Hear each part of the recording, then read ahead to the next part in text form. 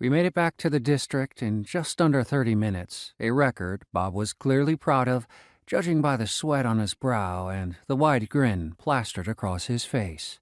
The trip had cost me a bent handrail, a cracked side window, and a couple thousand imps in fines. Oh, and yes, I'd had to buckle up.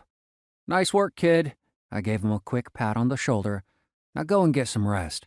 "What? But I—" His smile vanished. "No buts." I cut him off before the protest could finish. "Being good at resting is just as important as being good at working. Got it?" "Got it." He dropped his gaze and headed off.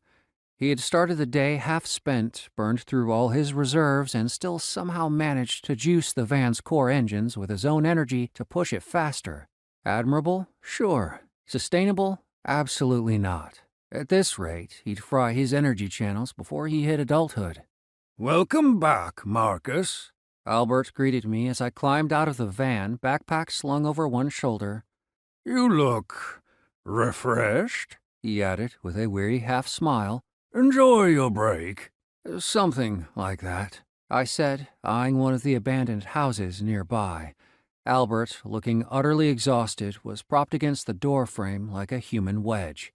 "You, on the other hand, look like death warmed over. Did you even sleep?"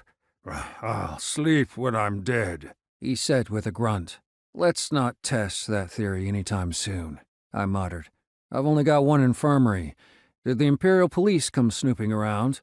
"Yeah, they dropped by this morning," he replied, pushing off the frame and cracking his neck. "Lexa tore into them so hard, one of the officers nearly cried." He huffed a dry laugh and pulled the door open for me. "Think they'll be back?" I asked, stepping inside. "They promised to return tomorrow." He gave a one-shouldered shrug. "Masochists, probably." The entrance was sealed with a simple but sturdy barrier. I gave it a quick nod of approval. Albert had clearly taken my orders about isolating the princess seriously. Considering the nature prince had already declared his daughter dead, I'd say the guy had done a stellar job, not a single leak.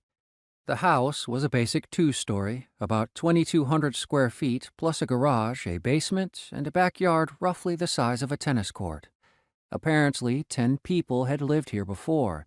They cleared out the moment I took control of the Shadow District.